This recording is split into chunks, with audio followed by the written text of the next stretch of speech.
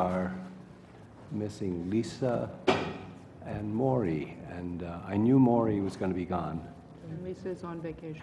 Lisa's on vacation. So we have a quorum, and we'll move forward.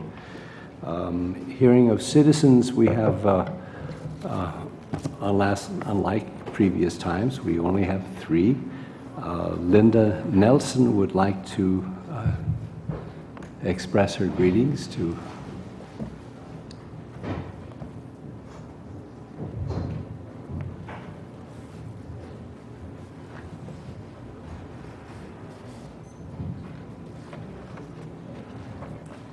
Honorable trustees, on behalf of the community of Santa Barbara, we wish to thank you for your hard work and the long hours spent in deliberations. Students of all ages appreciate what you have done to preserve educational opportunities for their generation and future generations. Please accept these tokens of our esteem. Sincerely, Linda, Olga, Sarah, and Anna. Thank you very much. Thank you. This is great. Thank you. Candy is right. All right, thank you so much. And next is Mark Alvarado. Mr. Alvarado.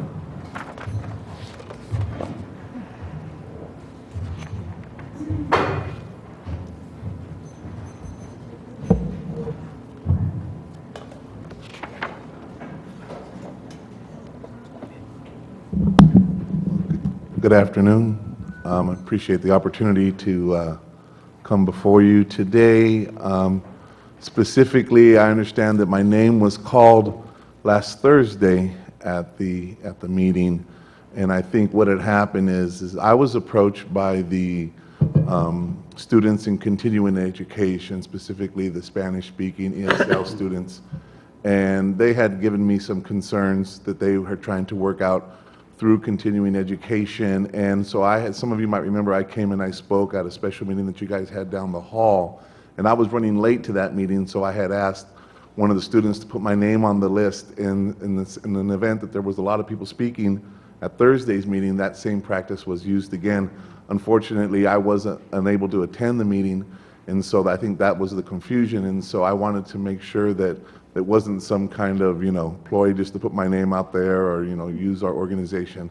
I'm the executive director of Pueblo, and we have a valuable reputation in the community to getting involved in community issues and political issues. And I understand what occurred on Thursday, that there was a lot of people in the room. And I just wanted to reiterate, though, that, if there is a concern with continuing education and the Spanish-speaking students, I hope that you guys do take a strong look at that issue, and hopefully the students won't feel like, there might be some issues of them being taken advantage of hostility or whatever it is. And I'm sure you guys are well aware. I don't want to go into any details, but just wanted to reiterate that. So thank you. Okay, thank you so much. We move on to, we have one other speaker who wishes to speak to issue or item 5.1 and 5.2. But we move on to, shall we take this one out of order, Sue? It's listed out of order. It's probably a very lengthy item having to do with the recognition of Jack Friedlander in terms of a longevity recognition. Thank you. I think this is important enough to take out of order. If I may. And the remarks that I'm going to read are from Dr. Serban. She would have made this presentation and has been kind enough to provide those remarks so that we can officially, I always thought I was so loud I never needed a microphone, so that we can officially recognize 25 years of service to Santa Barbara City College. So these are Andrea's remarks. I am very pleased to be able to acknowledge Jack for his 25 years of service to our college. As Executive Vice President of Educational Programs, Jack oversees the credit, academic, and student support programs and services. It's a big job, and one that Jack has been responsible for since 1999, when the decision was made to merge the functions of the Vice President of Academic Affairs and Vice President of Student Services in the newly created position of Executive Vice President. Before becoming Executive Vice President of Educational Programs, Jack served as the Vice President for Academic Affairs, and before then, as Dean for a variety of college divisions and programs, including Business Technologies, Fine Arts, Social Sciences, Foreign Languages, Library, the Study Abroad Program, the International Students Program, and the Vocational Technologies Education Act-funded programs. Jack is active in numerous local and state organizations and activities and has received statewide recognition for his leadership in implementing student learning outcomes at our college. He has also authored or co-authored a variety of published articles, monographs, and books, and given many presentations at regional and state conferences. On a personal note, I have known Jack for many years and have enjoyed and appreciated our collegial working relationship. We've worked closely in my prior positions at the college and during my tenure as college president. We have co-authored a book together on student learning outcomes way before SLOs were the trend in California community colleges, and have made many presentations together at various events. Our common background and interest in research and evaluation have provided us a unique opportunity for professional collaboration. I have appreciated Jack's expertise and input. He often cracks one of his many jokes. Some of his jokes are better than others, but he never gets tired of trying. Jack, congratulations on reaching 25 years of service to the college. I wish you all the very best. Oh, that was nice. Thank you.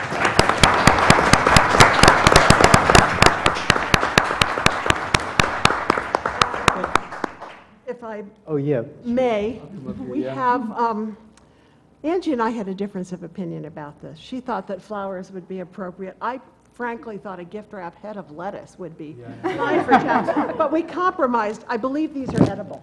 Okay? Don't. That's a disclaimer. I have no idea whether they're edible or not. If I took you for the award, this is my first and last meeting. That's right. And this is a gift certificate, very appropriately for Jack, to the Natural Cafe. Okay, thank you Well very done, much. Jack. Well done. And Joan is going to get a picture.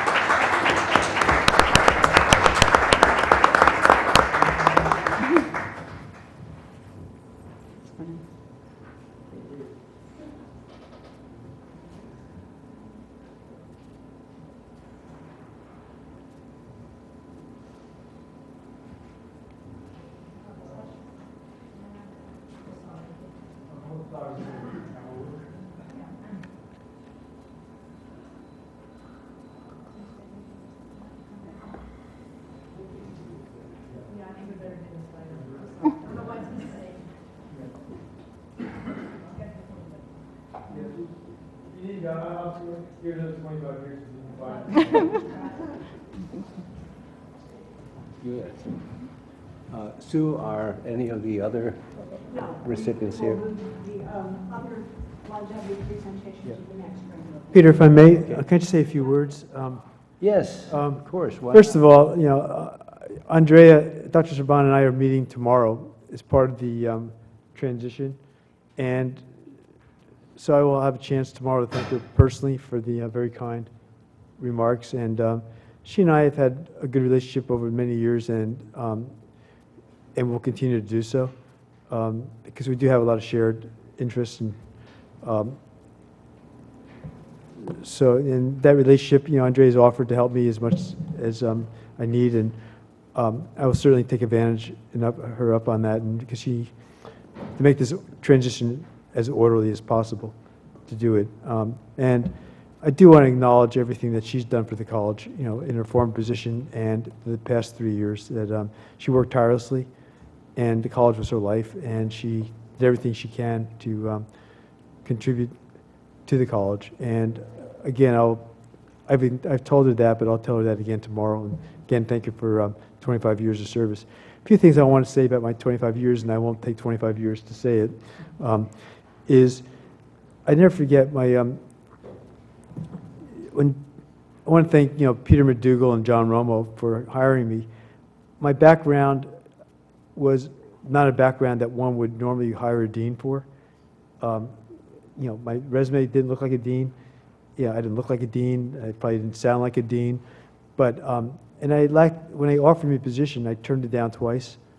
'Cause all of a sudden I started lacking my confidence, not in terms of what I can do, but being a dean. John Romo was very persistent and asked me to give it more thought. And I'll never forget, I was in San Francisco attending a World Affairs Council meeting, and I had to 5 o'clock that night, and it was 4:55, so I went to a phone book, that was before cell phones, and told my wife that I was turning it down. And when I talked to John, I said, Marcy, we're moving to Santa Barbara. My first meeting on campus was with the social science division faculty, who at the time was the most senior faculty at the college. Peter Haslam was there, and every single one of them has since retired or left the college. But I never forget, my first question was from John Kay. And John is disarming but brutally frank manner says, Dr. Friedlander, given your background and this and that, how can you possibly be our dean? And so I said, well, I gave him an answer, they had complementary skills.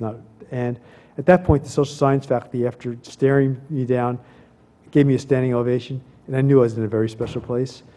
And all I can say is that when Peter and John brought me in, it was after the college had gone through some very painful budget cuts.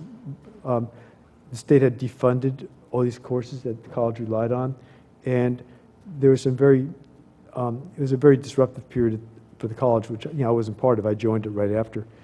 And they just, we were under 10,000 students, and they said, look, in your role as dean, please, you got a lot of creativity, whatever, just do what you can to make things happen.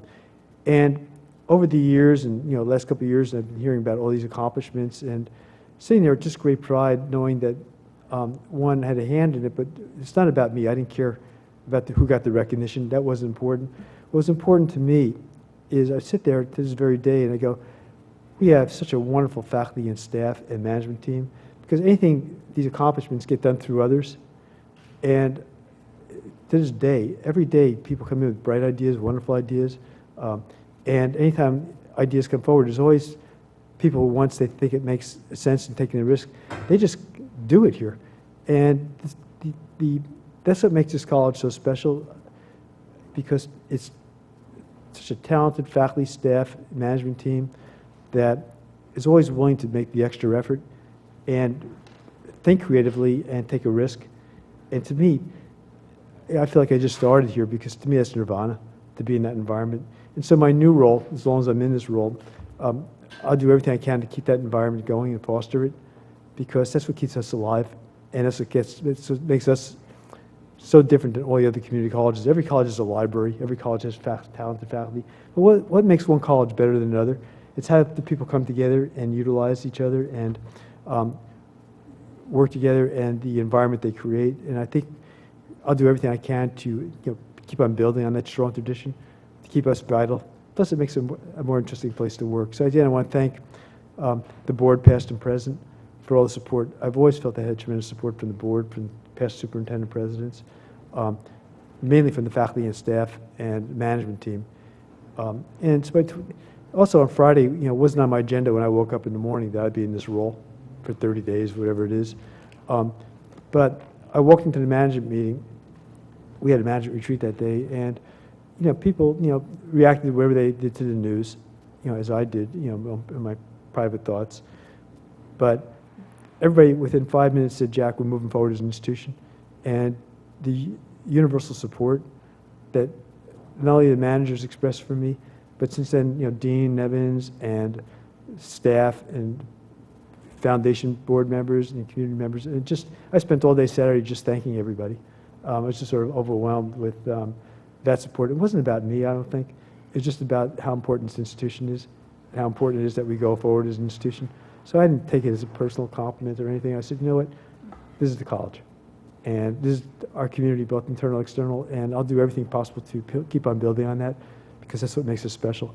So that's all I want to do. And I want to thank everybody. I want to thank Agnes and Bev. They've been supporting me tremendously, the deans.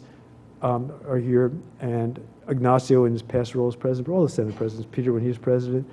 I've always maintained very close relationships with the Senate. In fact, many years ago, they did something that was unusual at the time. They had me actually be a member of the Senate, my role. And I invited them to, they sit down in Dean's Council meeting. So these relationships, it's all about relationships. And with the board, I hope that I develop the relationships with you in a new role, that you have the trust and confidence in me. And I'll do everything I can to have that, so we just have a great relationship, so we all can focus on doing what we all are here to do, and that's serve students. So thank you very much, everybody, for that.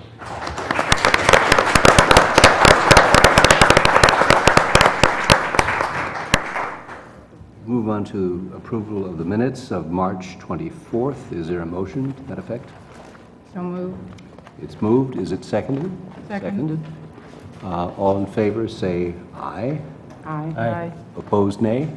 Abstentions? It's passed unanimously. Is there a motion to approve the minutes of June 9th? So moved. Second?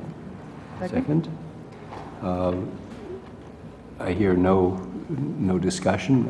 We'll move to a vote. All in favor, say aye. Aye. Opposed, nay. Abstentions? It's approved unanimously. Communications, Dean Nevins, President of the Academic Senate, is first to tell us all about the Senate. I don't think you have that much time, actually. But first, though, I'm going to start off saying to Jack that I'm going to have to take exception to your comment that it was about the office. It was definitely mostly about you. I have a lot of personal confidence in you, and I think you're going to do a great job leading us forward. Also, congratulations to you. I was thinking about telling a joke, but I'll leave that to you. I called one today, and it was so bad that I said, no, I'm going to rest until tomorrow. So on the seventh day, you rested. Okay. So I'm looking forward to working with you in your next 25 years, and I anticipate you'll be here long after I've left. So what seems like a long time ago, I've been part of this question for a while, and it was articulated to me by Trustee Croninger, and she said, what kind of college do we want to become? And as I expressed on several occasions, I feel that this issue is the most important issue facing the faculty and the college as a whole. While I don't have the answer, and none of us will until many kinds of conversations have been held, I'm here to report that we have bitten off one small part of this issue and started working on it. This small part will be the first of many conversations that we will have from now on. At the end of the last academic year, the Senate authorized the creation of a summer work group which would come together to arrive at some common understanding of some large-scale principles for course reductions and the compilation of a list which would indicate what information divisions and departments would need to have those conversations. In other words, kind of kickstarting the process a little bit. The work group meetings were held last Wednesday and Thursday, and I invited all full-time and part-time faculty. Unfortunately, I invited our CE colleagues too, but unfortunately there was a snafu with the email system, which much to my regret.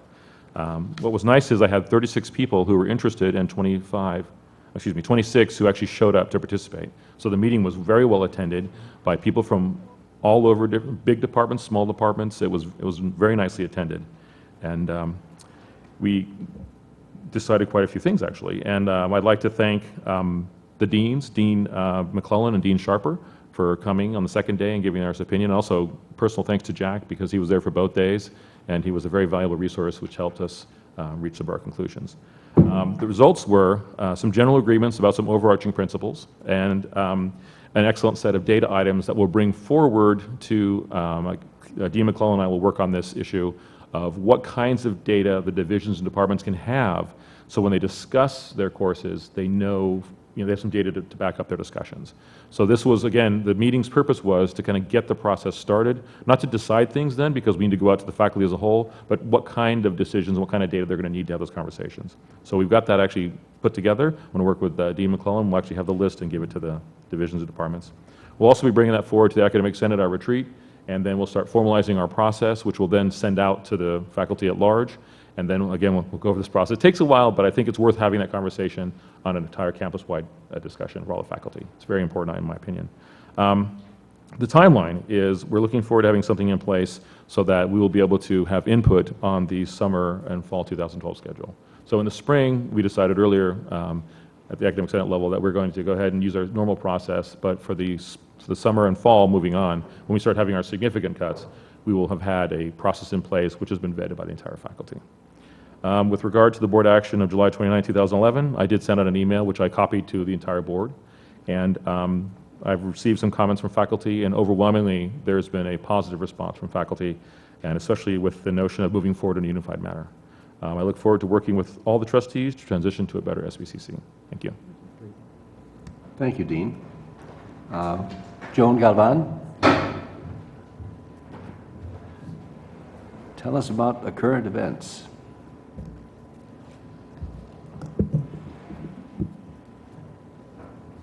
Good afternoon, President Haslam, Dr. Friedlander, and members of the board. On July 15th, our Express to Success program, funded through our Title V grant, sponsored an open house of their new facility on East Campus. On July 15th through 17th, the SBCC School of Modern Languages hosted another successful American Sign Language Summer Immersion Institute with 65 participants. SBCC and the SBCC Theater Group won 3 awards in this year's Santa Barbara Indie Theater Awards competition. Congratulations to faculty member and director Katie Laris and performers Ed Lee and Megan Connors. Ignacio Ponce and Magdalena Torres and several students were in Sacramento on July 10th, representing SBCC for receiving the statewide Rice Diversity Awards.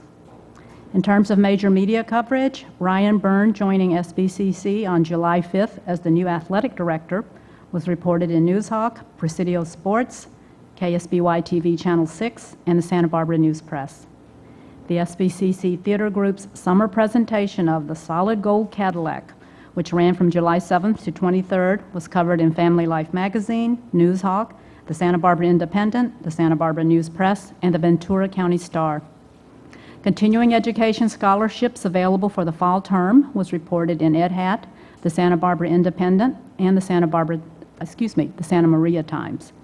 State Controller John Chung's presentation at SBCC on July 21st was covered by KEYT TV Channel 3, Newshawk, and the Santa Barbara Independent. The EOPS Summer Bridge programs for at-risk students, which concluded on July 22nd, was featured in Ed Hat, Newshawk, and covered by KMPR Univision Television. And the SBCC Transition and Leadership has been covered by Ed Hat, KEYT TV Channel 3, KSBY TV Channel 6, Newshawk, the Santa Barbara Daily Sound, the Santa Barbara Independent, and the Santa Barbara News Press. And in passing, our SBCC colleague Stephen Sylvie Silverberg passed away unexpectedly on July 7th in Santa Barbara. Sylvie worked as an instructional computer lab coordinator for the business division and celebrated 10 years of service to the college in May. In his honor, Sylvie's family hosted a memorial celebration on July 14th on West Campus. Are there any questions? Thank you. Thank you. Thank you so much.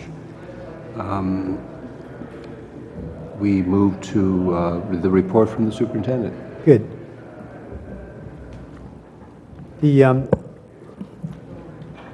Since Friday, we had, when I found out we had a management retreat that day, and we met in the morning and had a very good guest speaker. And we decided after lunch that everybody get back to campus, and we'll finish the business of, what we're going to try to do at the management retreat next Tuesday at a management meeting we had scheduled. But that went well.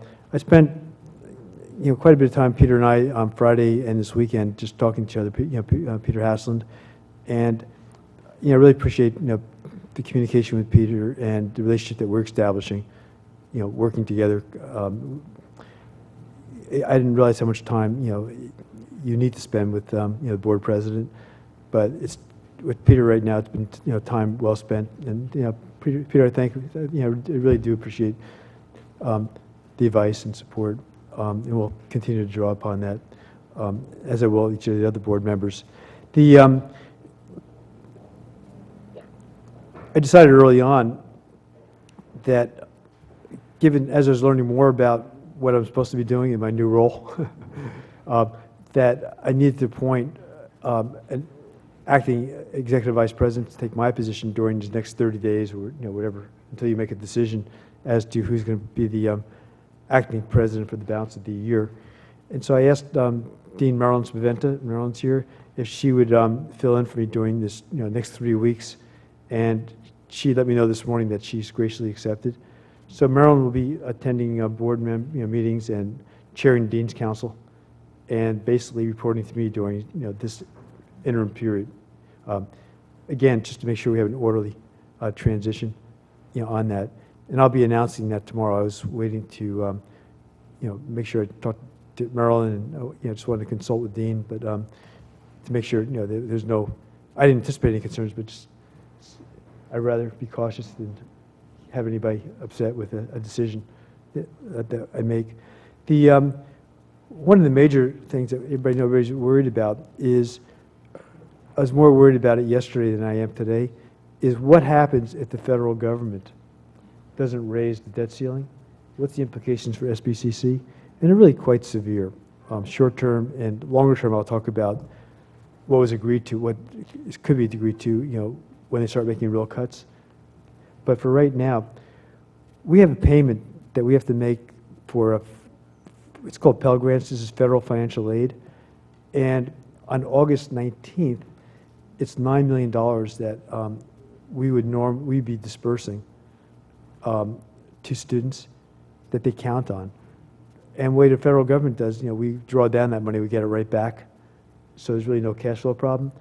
But if they don't pass Congress and a budget ceiling increase, then we will not get, one of the lists of items that aren't going to be paid is the federal government doles out its money is Pell Grants. They'll delay payment.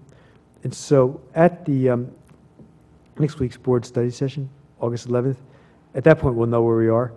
And so I'll be bringing to you, hopefully I won't have to, what we decide to do. Do we advance the money or don't we? Also, during the 3 months, July, August, September, we receive about $1.1 million in federal reimbursements, for federal grants, pass-throughs, work study, just a whole variety of federal grants. And we will not get payment, which is another $1.1 million that we have to consider until such time as they raise the debt limit.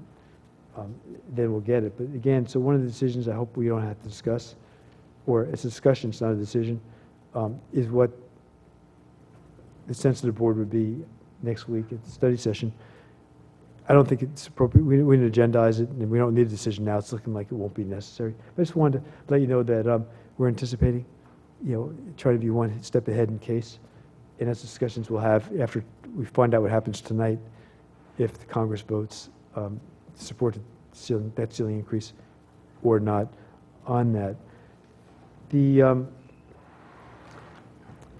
On the agenda, but I don't believe they'll be here today, is recognitions. Kip Everett Burks has been in the library for 10 years, and as part of the award-winning library staff that got so much deserved national recognition. Linda Winans, she's been in our financial aid office for 10 years, and she'll be recognized, I think, at a future board meeting. Juan Carlos Ramirez Macias, and he's been here, lead facilities assistant, 25 years. So Juan joined the college when I did, and Mark Sullivan, food service, 15 years, and Mark, will be here. I hope at a future board meeting. Maybe he decided not to come to receive his recognition. But these are all people who've been, have contributed tremendously to the college, and I wanted to recognize it. In terms of new events, Joan, you covered, what has happened. We're starting something new this year. It's calling WOW. And it's Week of Welcome. As we study the student success issue literature and reasons why students didn't do well in their classes or withdraw or drop out, especially in students who aren't necessarily have roots in Santa Barbara or aren't used to a different environment with they're going to class, and have all the supports, they're on their own, they're living out of the house, is a sense of loneliness and isolation. And so we felt that we want to try something new, and we're doing it on a shoestring budget funded by the bookstore. In a very creative way, which I won't share you some of the things, but actually it's kind of fun. So we invited, new students to come to what we call the week of welcome, which is really a Thursday and Friday prior to school starts. And it's a mixture of, information like, setting up your own personal bank account, to, roommates, to managing your time, stress management. In the afternoon, we have optional events like, going the Shark Tour, and they sign up for it, they pay for it. We already have 190 students signed up, plus they're bringing friends and parents. And so we anticipate 300-400 people at this inaugural event. We just announced it, not that long ago, and it just took off like that. So again, it's one of these small things we can do that will have a large payoff. And the whole idea is to get the students to know each other, to network and connect in a very friendly environment, get to know some key staff in an informal environment where they're not sitting there being lectured to. They're, the whole event is set up where it's meeting friends and establishing relationships. And we'll see. We'll do even some tracking research because my research hat can't help it. But I think we'll see, and I think the tradition I hope will build going forward. Also, we have the new faculty orientation starting Monday, August 15th through Wednesday, and that's always a tremendously important time. And we're still hiring faculty as we speak. We had interviews all this morning for the Director of Student Health Services position, which is a faculty position. And we have some marvelous candidates that we interviewed today. The in-service day is the 18th, on Thursday, and you're all invited to the morning session.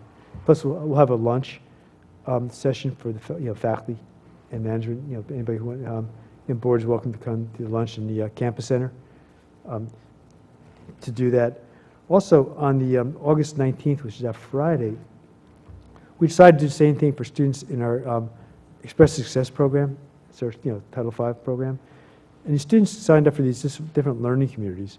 So we're going to have workshops with them where they're actually meeting with people, the faculty and staff in our learning communities, plus getting to know each other. Then we're having a lunch where they'll just be sitting with their student peers and their faculty and counselors and support staff at their tables. So it's very informal, but we invited Dr. McDougall and 2 members of the Board of Governors who said they're coming. So they'll come at 11 o'clock, attend the workshops, and then they'll be there for lunch. And initially, we're going to go off campus. So we said, no, let them sit down with the students, at different tables and get to know them. And so that's what we'll be doing. They'll be giving brief introductions, but mainly it's really a time to network for students. And so also that's a social skill you have to have, so it's teaching at the same time. So those are 3 new things that I wanted to make call to your attention. Summer enrollments, we're up in our head count now, up in our unit count, but what happens is as classes are closing, my prediction is by the time the classes start, we'll be flat or maybe even a little down from last year, but at least we won't be growing.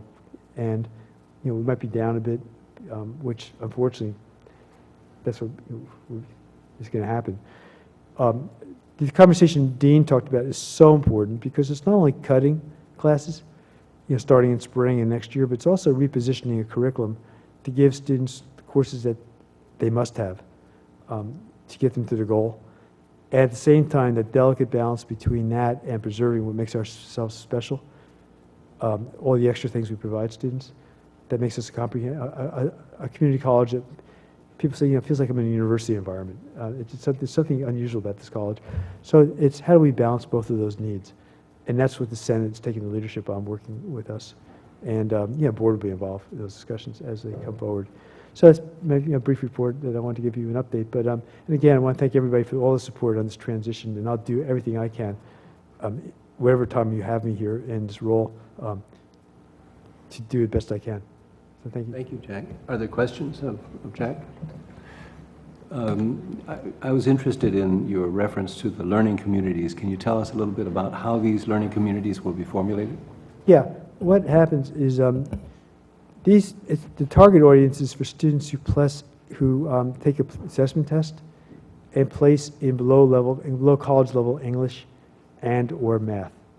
And depending on how far they place, 1 level below, 2 levels below, and ESL, we included ESL students, And we said, okay, for the first semester, what's the best combination of classes they need to be 10 full-time? They've got to attend full-time, they sign a contract saying, we will commit to doing these things.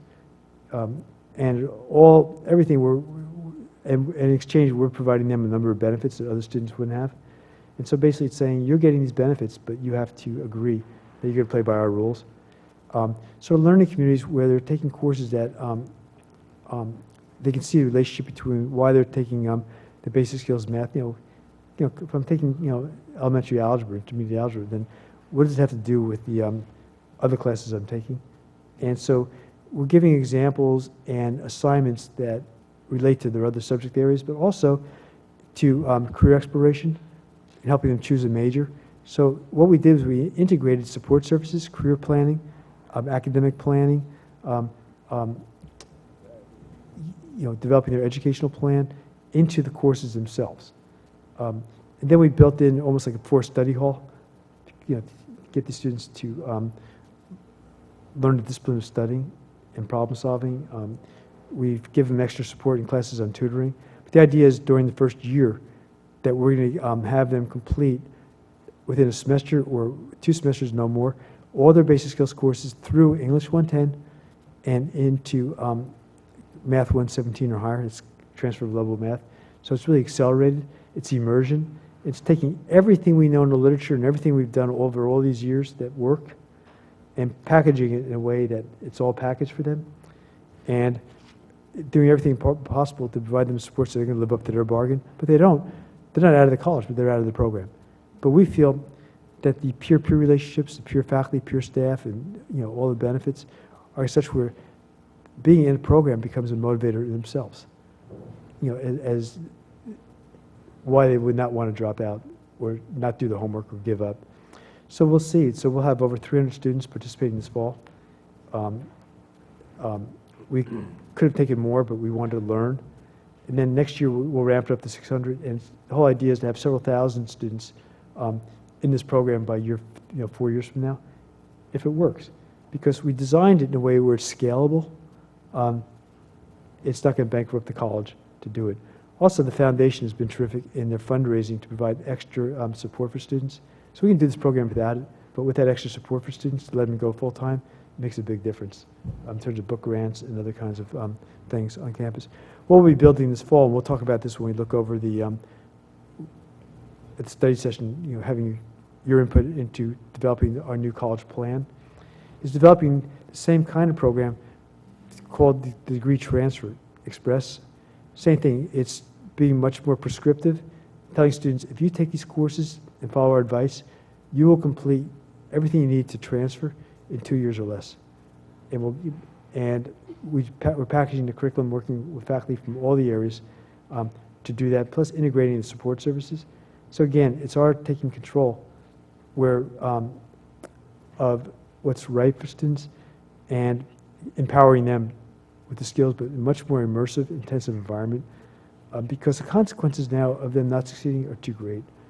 And now, in order to transfer, you need A's and B's, not C's and B's, and to get jobs, they're going to need a whole level, different level skill set. So that's the whole philosophy of the Express Success Basic Skills, we're calling Foundations, and Express Success Degree Transfer, which we'll be developing this fall for next year. Thanks. That sounds like a really exciting approach, and I'll be really looking forward to, how it follows out and what works and what doesn't, and what you all learn about this process. Yeah, one of the things on it is I've learned from studying elsewhere is we'll be having, during the year, we'll be doing a number of public recognitions of student achievement and success as they go along. And when we have those, I'll be whoever's in I'll be in my role, but whatever happens forward, make sure the board is invited and be present, because I want to give a sense of importance to these students of what they're accomplishing. Because also, what I didn't say is we're targeting the most at-risk students in this program, so we're not taking the students who would most likely have a chance. We're saying, based on our data, we've actually actively recruited low income and academically at-risk students, and that's who we're serving in this program. It's open to anybody, but that's who we've gone out. We've done a good job through EOPS and our community outreach efforts in filling these classes with the most at-risk, at-need students. Thanks, Jack. We move on to report from board members. Joan? I have several items, thank you. First of all, welcome, Jack. It's the second time I've seen you in that chair over there. Appreciate the fact that Dr. McDougall had a serious health issue a number of years ago, and Jack got a phone call on Sunday. I think you'd just come back from vacation. I did. I was president of the board then, and I said, Jack, you're going to be president tomorrow, acting president tomorrow. And that was a hard time for the college community to get through, and you rose to the occasion, and you served extremely well. So we appreciate your experience and your long history with the college that is part of the thread of who we are here. So it goes back quite a ways. I have some concerns that have obviously come up in the last several months, and one of them that I think as a board we need to discuss more fully at the policy level is the role of the board president. And the concerns that have come up is the feeling of, or the experience of, an ill-defined role. We don't have much in our policy right now. There's advisory from CCLC. Our definition is very, very thin, yet we watch the board president take on roles that left other board members out of the governance process. So I think we need to think about where do we want to go, how far can the board president reach. Being a gatekeeper of the agenda has created some concerns, and I would like to see a little more protocol prioritization of how the board president makes decisions about what goes on the agenda and what does not go on the agenda. I'm particularly concerned about the unilateral commitment of public funds that the board president has the power to undertake, and yet we don't have any accounting of how much money the board president has chosen to spend on the board's behalf. So at this point, mid-year check, I'd like to get an accounting of what expenses we have run up as a board, just so we can start getting a better idea. Obviously, this will have to be budgeted for, and I think it's part of transparency to find out what the board president on his own initiative is allowed to commit as far as public funds. I'm also concerned that we don't really have guidelines for unauthorized commitments, statements by the board president without authorization from the full board. And so again, I think we need to look at protocol. When does the board president speak, if at all, on his own, or is it more appropriate that we follow the standard protocol that the board president speaks when the board has met and directed the board president to speak? If one looks at some of the CCLC guidelines, they describe the role as ceremonial. Yes, you can go to ribbon cuttings. Yes, you can talk on behalf of the college, but as far as undertaking material positions without full board authorization, I think it's not a situation that I, as a board member, would like to see continued, perpetuated, or even unobserved. So as we discuss what is the role of the board president, I think we need to look at the selection process. Should we consider an experience requirement for the board president? What are the roles? What are the duties? What are the powers? Is there a need for an appeal process? If the board president is making many unilateral decisions, what is our role to appeal those decisions? Some sort of checks and balances if this exceeds what there is comfort level from board members. So that would obviously get into when there's violation of board policies, what rights, what formal rights, what is the process so we know ahead of time how we can approach that. So those are my thoughts that have come out of the last 6-7 months, and I think it's something that's important at a policy level to discuss. I personally would like to make a tribute to Dr. Andrea Serban. I have worked with her. Luis has worked with her since she came as Institutional Research Director, which was a new position created by Dr. Peter McDougall.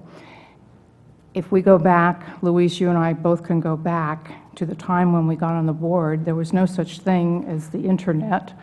There wasn't anything that was digitalized. I had a K-Pro with, 16K of memory, whatever. I don't even know what it was. It was big, bulky, and slow and didn't do much, but that was the state of the art. And as we moved into the digital age, the ability to manage data, institutional research, put accountability into how we do our business was something that was led by Dr. Andrea Serban.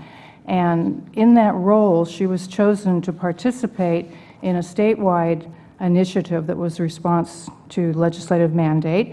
And we now are required every year to file our data into what's called the ARC report, the Accountable Reporting for the Community Colleges. And every year we get a report back on various metrics compared to various peer groups, not always the same peer group. And this is part of the elegance of this particular reporting plan. Dr. Serban was the leader of this team that developed this statewide accountability. So on September 1st, we'll be submitting data again for the annual accountability reporting.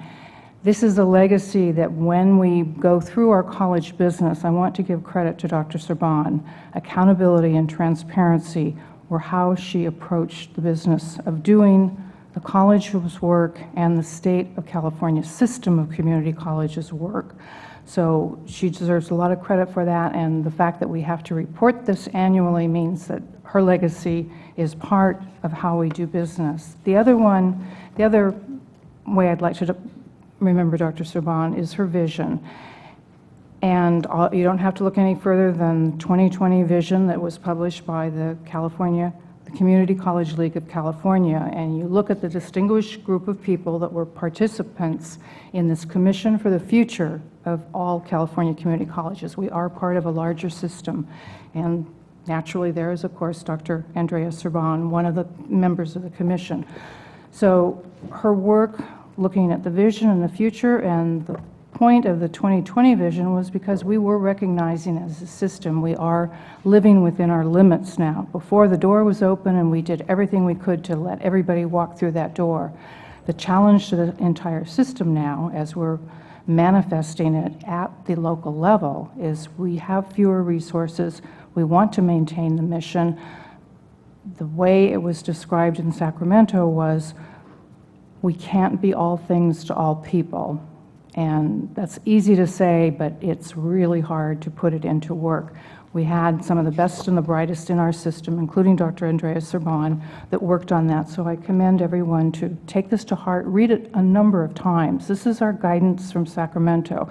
It's not something that we have to slavishly follow, but it is what is guiding the argument up in Sacramento. So we have to work with it, and we have to find out how we adapt it to Santa Barbara City College. So with that legacy of decades of transparency, accountability, and vision, I do offer my own personal tribute to Dr. Andrea Serban. Thank you. Other comments? For my part, I want to think about starting the process of a search process at our August 11th meeting, so I will place that on the agenda, both short-term and long-term. And it seems to me also that we truly do need a fall retreat. I'm trying desperately to find out what people's schedules are so that we can have a time when we can meet and talk about things that have gone on, shall go on, and how it is that we interact with each other. I hope to have a date selected by the August 8th or August 11th meeting, and if so, I will bring that to you. Okay, we move on to item 2, the governing board. Item 2.1 is Candy is not here, so we will let that one go. Item 2.2, there's a misprint.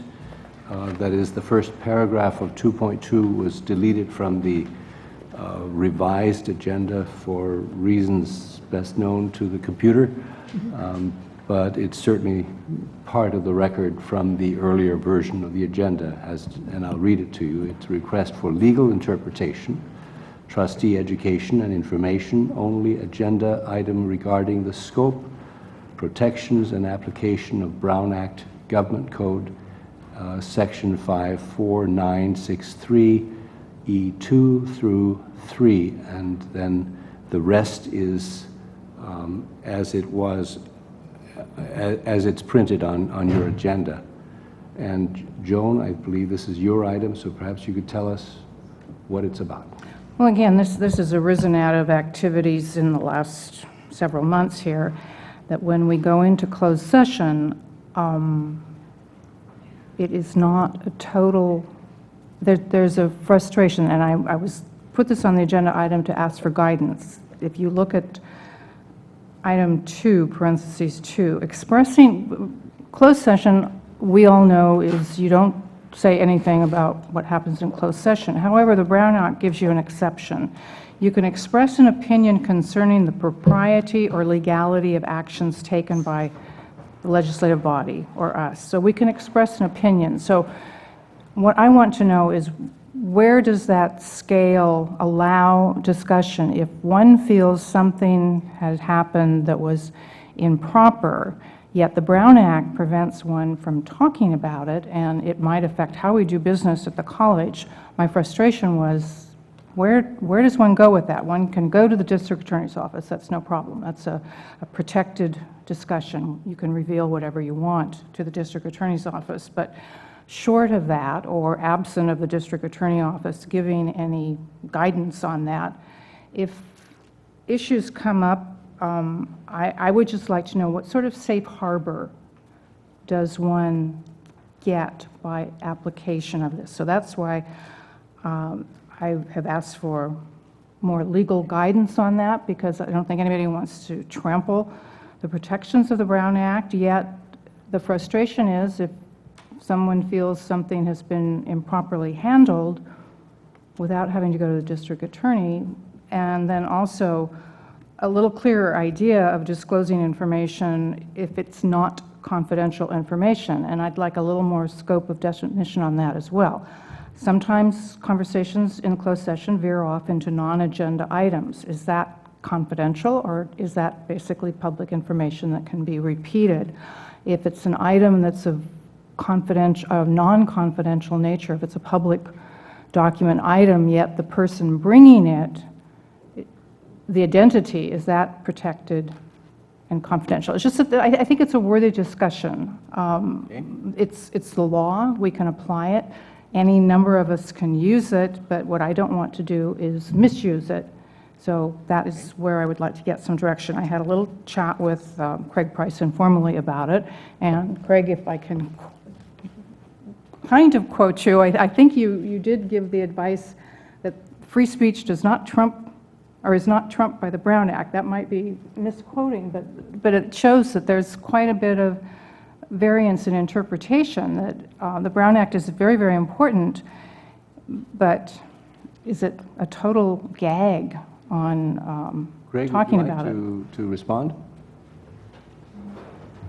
And maybe a more formal response, but I think it just, I use that point to illustrate, I think there's a lot to talk about.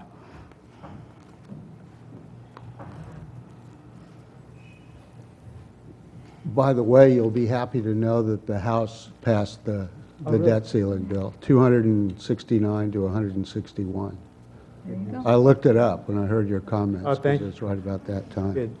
So our students will be happy. They'll get their Pell Grants. We have to hear from the Senate a little later, but I don't think that's really in question. You ask a good question, Mrs. Livingston, because there's really no delineation in the law that we can resort to that would be able to provide you with anything specific. And by that I mean there's no legislative history that sheds any light on it. There are no appellate decisions, and there are no opinions from the Attorney General's office. So what you get down to is individual situations that board members like you have to decide on a case-by-case basis, potentially seeking the advice of counsel if you feel that that's necessary or anyone feels it's necessary.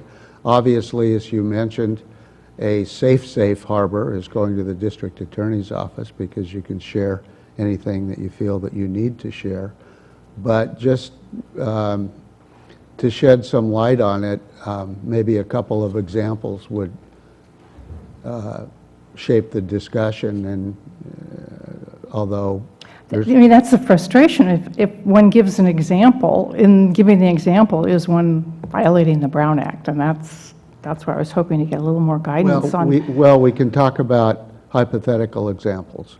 For example, if you were to participate in a closed session, which I know this board would never do, and it involves personnel evaluation of someone, and during the course of that discussion, the board insisted on talking about what they wanted to do for them salary-wise, and how much money they thought that they should get additionally, and that was debated, then you would have every right to come out of that closed session and say, you know, I really object to what was discussed in there because I don't think it was legal.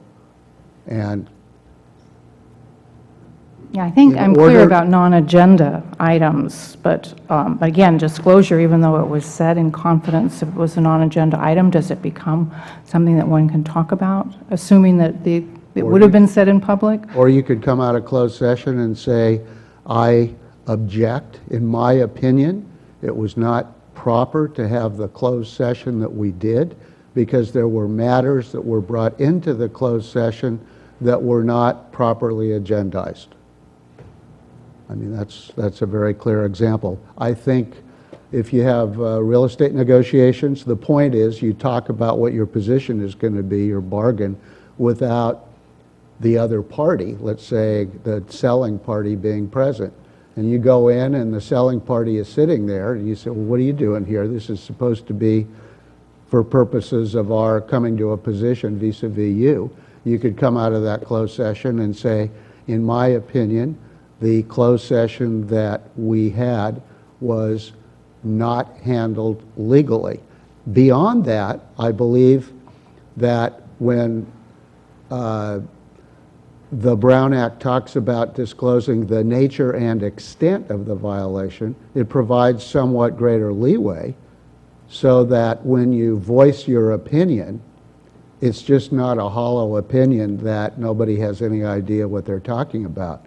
So in my last example, you could say, and the reason that I think that that's the case is because somebody was in that negotiation that didn't belong, or the other property owner was there. So it's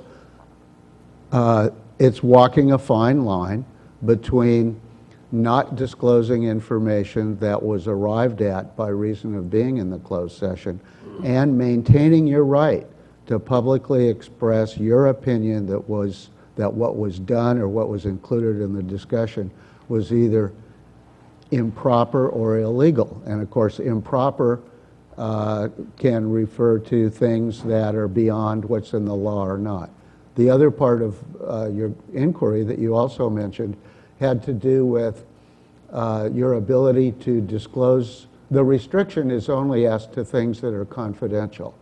So if you bring something into closed session, or your superintendent president or another board member, and it is not in and of itself confidential, the fact that the board talked about it in closed session doesn't make it confidential. Okay. A salary survey, for example, when you're doing collective bargaining. So it does not get the stamp of confidentiality. The same thing would go, I think, for, well, there's you get the point. Yeah, and I appreciate that, just the fact that we're talking about this. This is, I'm glad the awareness level is being raised on this. So I'll work with you on it if something frustrates me on it. And I would say it would be process, feeling of improper process that was indulged in, and you know, it wouldn't be content necessarily as much as it might be process. So And Yeah. I think those, there isn't all that much clarity on some of these things, including in particular process. And I think if you or other board members have questions about process, and the sooner the better, before a closed session, probably, and this, last couple of weeks were really an exception to the general practice, because ordinarily things would go through the office of the superintendent president. That's who the lawyers ordinarily are asked by for whatever advice and input they give or to consult. And I think if you, for example, were to have a question about process, you may want to consider asking Dr. Friedlander if he could make an inquiry to one of your counsel. And I suppose you could ask me directly, but there you run into the problem of board members do it. So if you want a free opinion, I can give you a free opinion and try and head things off, but you know what they say about free opinions. So. My free opinions were online, and they left me just with as little information as you say, is out there legally. Obviously, the Brown Act was a very thoughtful execution of procedure, and so it was a very interesting segment of the Brown Act that they obviously didn't expect it to be as tight. They left a loophole that's quite wide, but without much guidance about the definition of those words. So, well, the appreciate only other aspect then that I might comment on is if you look at the penalties for disclosing confidential information, there are certain things that apply to employees, but as board members, elected officials, you're not defined as employees. And really, the only penalty is that you're subject, any board member in any legislative body, to being reported to the grand jury. mm-hmm. Yeah, well, the penalties are chilling. That's why one wants to be sure ahead of Yes. time. Yeah. Okay, thank you very much. you, So Craig. that would really be adequate right now for discussion as far as putting this on the agenda or anything. I don't have anything further. I just wanted to at least have a discussion in the public record about this, so if issues come up in the future, that we at least know a little bit about the dimensions of this. Okay, thank you very much, Craig. Item 2.3, approval of the proposal for conducting the analysis of redistricting for Santa Barbara Community College District. You remember we had a preliminary proposal not long ago, and here you have the more thorough description of what's going to happen. Jack, do you have comments? No, I think the presentation was made last board meeting, and it made sense where this person's being hired by multiple California community college districts and the firm has, area of expertise, so they're not starting from scratch. And it made sense where the league contracted out with them to share, to reduce the expense if we just went out on our own. And so I'd recommend that, it be supported.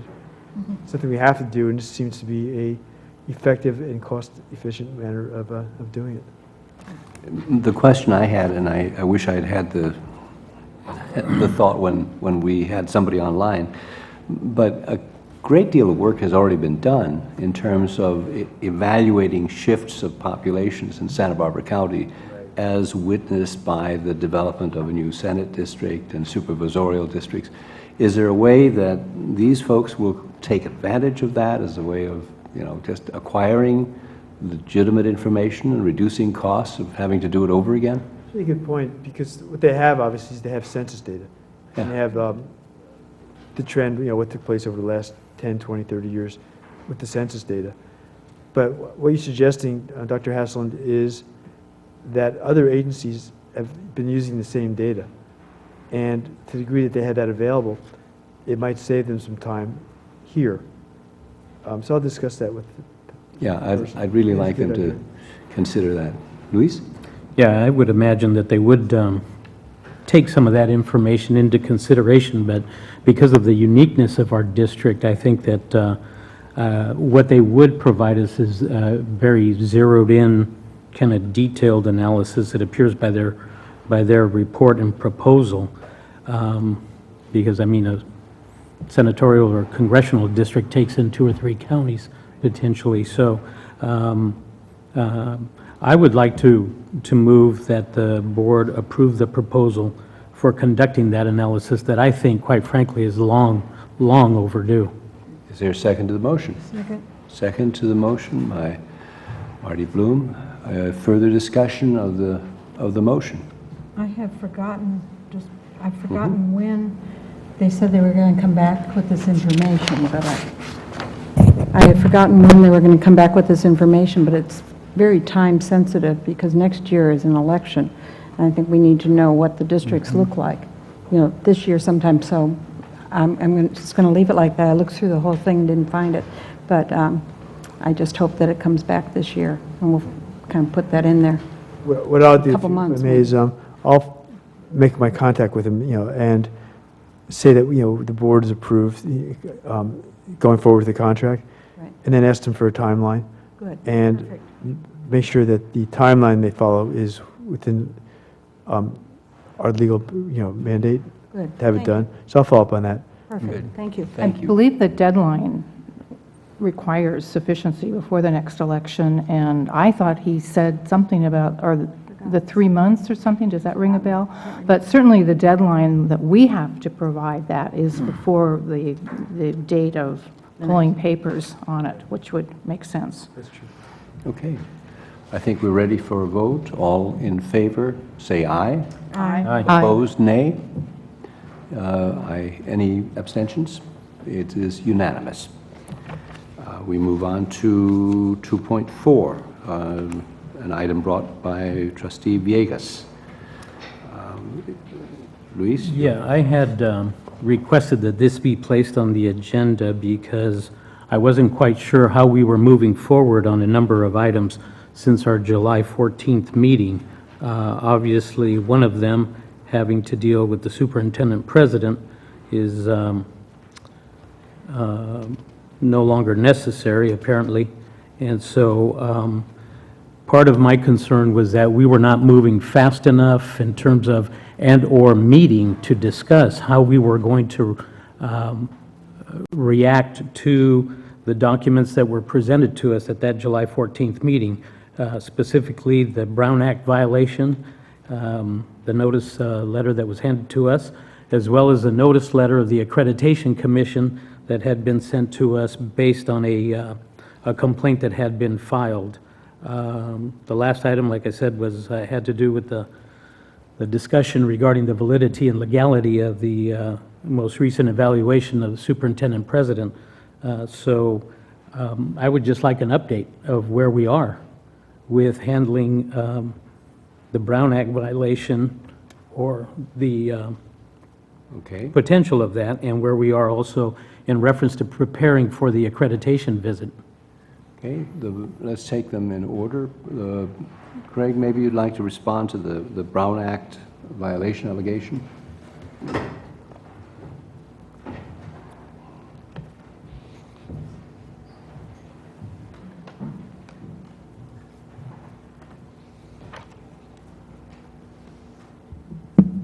The board determination in the announcement of Dr. Haslam not to report out the results of the evaluation were based on the legal opinion that came from me and the same opinion that was shared with Mary Dowell. Obviously, we realize that you received a letter from Mr. Ostrov, I think his name was. There was no immediate threat of a lawsuit. There was no, one of the remedies in the Brown Act, if you allege a violation, is to effect a demand for a cure or a correction. There was none of that. So the bottom line is that there isn't any requirement for anything to be done. Of course, we've examined and re-examined the reasons why we advised Dr. Haslam that it was not a reportable action. I'm happy to give you those reasons. As your counsel, I can put them into a memo and I can share it with the board, and it can be an open public document. But it's really very simple.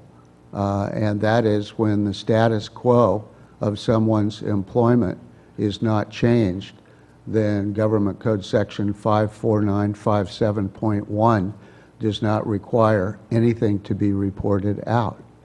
The basis for that is the entire thing that underlies the so-called personnel exception to the Brown Act, and that fundamentally, or most fundamentally, is to protect the privacy of the person who is under discussion, the subject of the closed session.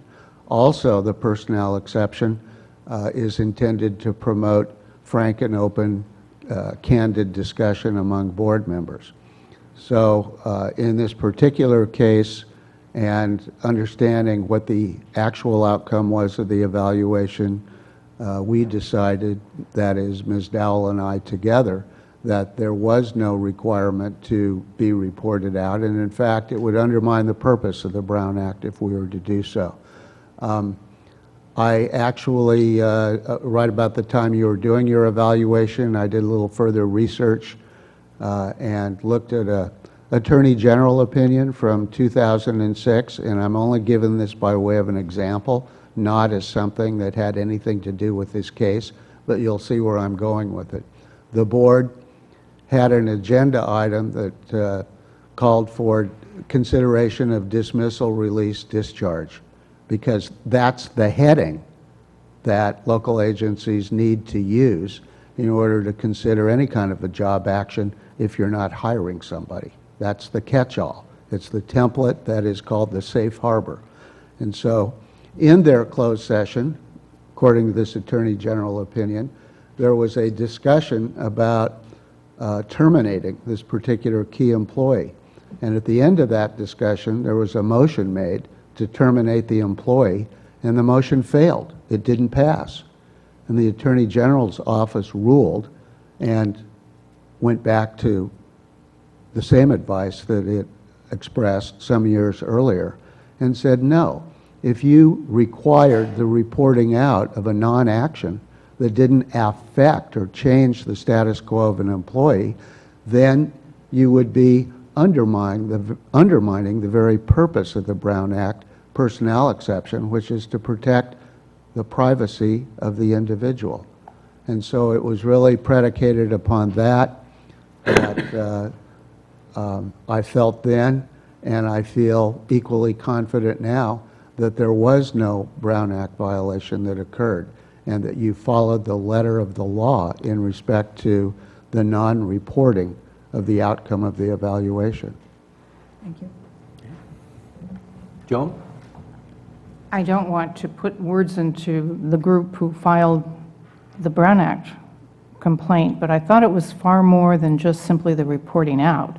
I think when the reporting out took place, it said, we have completed this phase, and then there was a public report of a evaluation letter. And so I was under the understanding that it was that later act that they felt needed some sort of clarity, whether that was an action by the board or not, and was there supposed to be a report on acceptance of that letter or not. That was just my understanding. So I don't think it was as narrow of a exploration as you have presented, which is obviously clear law, but it was the actions taken after the report. And it was based upon, at that point, it became public that the letter would be written in 10 days, a rebuttal letter would be available in 10 days. And did the submission of that letter, later letter, was that an act of the board? Did that have to have some sort of authorization? I mean, this is part of my concern about process. At what point would we discuss the process that led to that letter? Now, obviously, the end result of that is moot at this point, but when these questions arose, it was a critical part of the college discussion and process. You know, I think I heard some discussion to that effect from somebody, and I don't know if I read it in the media or where, but actually, Mr. Ostrov's letter, in which he specifically complained about the so-called Brown Act violation, did not cover that, which you're Okay. talking about. It covered the reporting out. Okay, So that's what we were asked to advise the board president about, so that when you came out of closed session, he would follow the law. And that's the best advice that we can provide. Luis?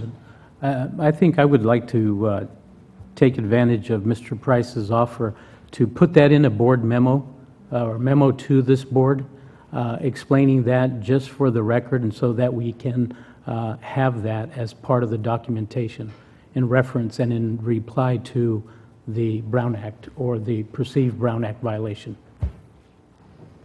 I'll get that to you later this week. Sure. Thank you. Okay, good. Thank you very much. The second item has to do with the letter from the Accreditation Commission about a complaint regarding the board and resulting in the promise of a special visit in September. My reason for asking for that to be discussed here at this item was because I had no clue as to what was going on in reference to responding to that and/or this board preparing for that potential visit and/or discussion. So I thought we should at least discuss it. I mean, how does the board view it? What do we think about that? Well, one suggestion I would have is that we ask Dr. Friedlander to begin preparing a response on behalf of the board, and perhaps bring that to our August 11th study session for further discussion as an item and possible decision at that time. Would that fit with what you had in mind, Louise? I think it would, but go ahead. I don't understand what sort of response. The only response that we give is try and make some dates available for their visit. They didn't send any questions. They just simply told us they were going to be coming. And it's up to them to set the parameters of the visit. So I think at this point, certainly board education on standard for governance and Board of Trustees standards, getting educated about what the Accreditation Commission wants to see. I think it's very illustrative to see how they have applied this standard to other colleges. We don't have to look much further than Ventura and Cuesta to see what happens up there. So I think it would give us more of a sense of context of what is the board, what would be the Accreditation Commission looking for, and I mean, the idea, and then the timing of it. Obviously, we're going to have to make the college available, so what would work best to prepare for a visit at what time in September? Marty? It seems like this letter from them, though, was in reaction to a letter of complaint that they received, some of which is true, some of which may not be, some of it, you know, that kind of thing. It seems to me that it would be smart for us to look at those complaints and let them know ahead of time how we would answer those, because some of those are answerable. But were we no, it's given my a turn. copy of the complaint? It's out there in the public media, but this isn't the basis of what they sent the letter. We have to work with the letter. Yeah, basically, all we have is what we received from the Accrediting Commission. Which is, But clearly, there are allegations that they took from the letter, which none of us have seen, that went there, that they'll be focusing on. Because the visit is a very, my sense is to be a very focused visit. It's not to look at anything but the governance issues that were called to their attention. And one of the many items I have with Andrea tomorrow, I'm sure she'll now be spending a lot of time, is look at where she was. Last I spoke to her about it was, we're waiting to hear from them in terms of a date and direction. What's being suggested is, well, given that what they'll be focusing on, some of which was clearly articulated in the letter we received, the college, that it makes sense to me to prepare a response, because you can be asked those questions, because that's what they were asked to evaluate, and they're pretty straightforward. And so it's just whatever documentation we have or, responses that we can be prepared to take question by question. And, yeah, Joan?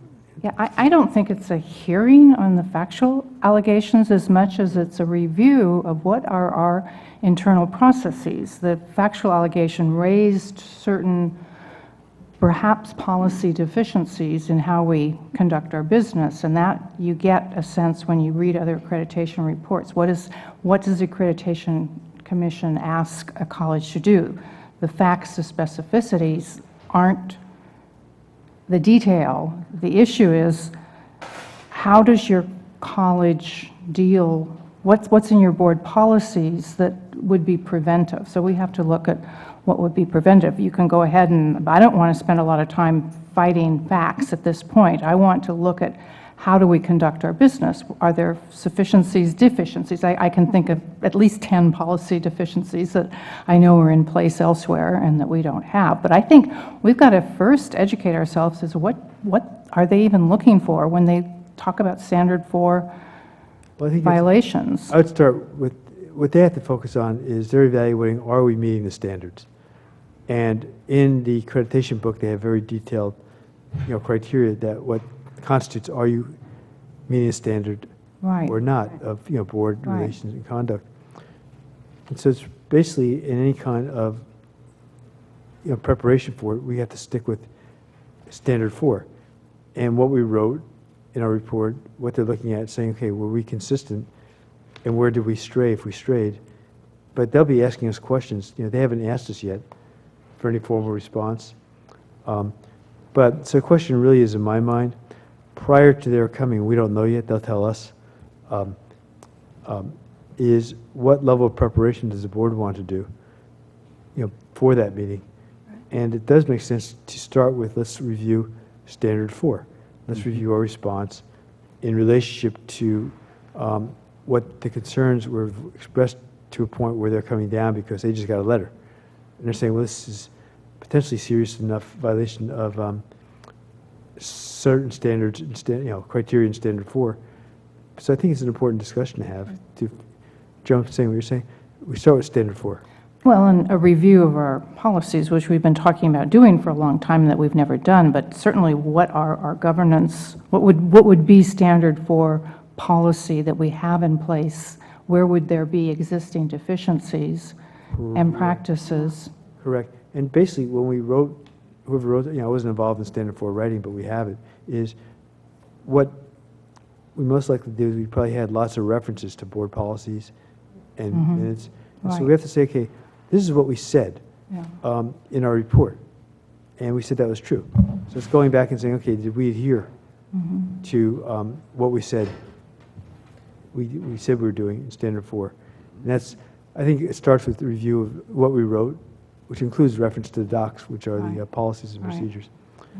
So the question is, my concern right now about August 11th is, again, I'll find out from Andrea, but I remember Andrea saying before she left that we already had a very lengthy number of items we had to discuss on August 11th, including budget items. And so it's looking at, after tomorrow, I asked the VP, Vice Presidents today for their items that they recall that we need to be discussed, plus a few came up. I'll get them from Andrea. And then in meeting with Peter, and his role as conduit with you is saying, what is reasonable that we can handle? Clearly, this has to happen well before September, whenever they come. So we have to say, what's our priorities? Are budget discussions? Is what has to get done first, and prioritize that way. But I made a note that clearly we have to do this, Joan, and I think it will benefit as an institution in a way. Given that we must, let's take advantage of it. Luis? So, well, did you have your hand up? You're next. Well, I agree. I think that probably a review of Standard 4 would be in order, and that would be a good starting ground, I think, to start to prepare for that potential visit. So that would be fine. It's just a question of seeing what the agenda looks like for the August 11th meeting. Thank you. Good. Yes. And I would agree with that as well. I don't think we should have too many things, but obviously this one is moving along, and we should be planning so that we are prepared. I also think that the event was initiated by certain allegations, and those are allegations. They are not something that one simply says, oh, that's factual. So it's appropriate to look at those specifics and be in a position to respond. And that's my suggestion, that we start that process of thinking about it and pulling together the information on that subject. If we don't have a copy officially of the complaint from the Accreditation Commission, I assume we could ask for it. And I do believe it's out there anyway, so in the general available. It is out there. I'm not comfortable with dealing with the complaint. I think it's extracurricular to the accreditation process.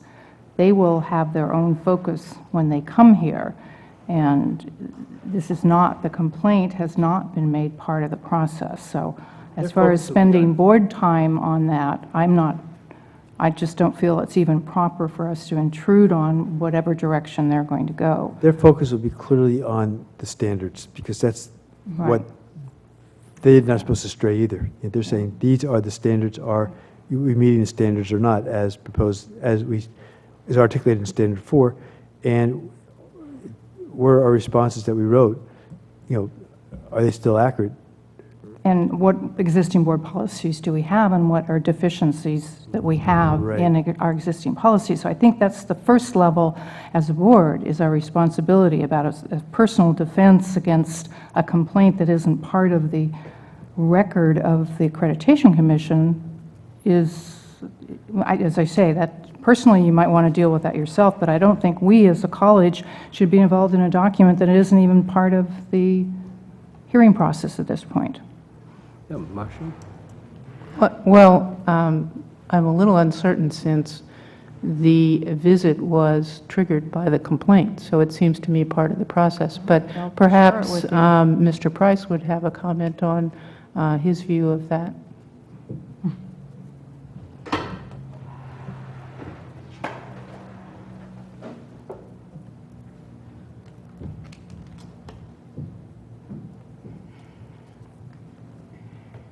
Well, the one thing, forgive me, the one thing I do recall is that I think the letter from Barbara Bino indicated in effect that the allegations that were made in the complaint that they had received, if correct, were sufficiently serious to warrant the possibility of some action by the Accreditation Commission. And it was based on her specific language in her letter back to the board, referring to allegations having to do with the governance, and including, in particular, as I recall, the governing board that she was talking about. So there is a nexus there. I don't know if there is a possibility of separating out the wheat from the chaff. In other words, whether some of the things that were included in the very lengthy 16-page letter, if I'm not mistaken. I haven't looked at this in 2 or 3 weeks. But whether or not all of those things need to be focused on, or whether what ought to be focused on is what the head of the Accreditation Commission, the CEO, said was a particular concern to her. But I think, perhaps that after Dr. Friedlander has a chance to study the documents, if the board is going to task staff with this, that a better determination can be made as to what the scope should be of the board's beginning to think about formulating a response. I would think that if you're going to use the letter of reference, then you go to the Accreditation Commission and ask for, could you give me more information on the wording, the specific wording that you mentioned, that rather than informally assuming that the document that is in informal circulation is going to be the basis of their visit. So if you want to rely on the letter from the Accreditation Commission, I think we should be dealing directly with them and ask for more clarification that might be appropriate to prepare for their visit. I could add this comment. If one looks at the complaint procedures that are posted on the Accreditation Commission website, you will see that if a complaint is viewed as warranting some sort of a follow-up, then the procedure that's called for is to have the commission write to the college and ask them for a response. That did not occur in this case.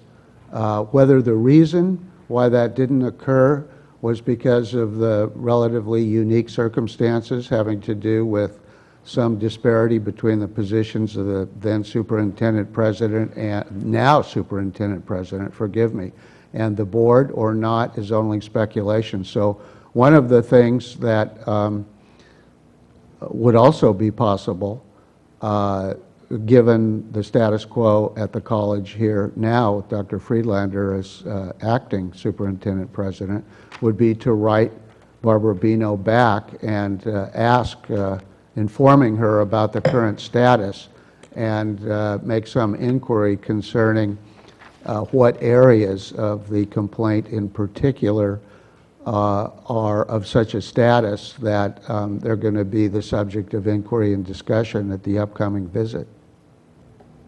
I think that, I mean, that makes some sense to ask him what it's all about.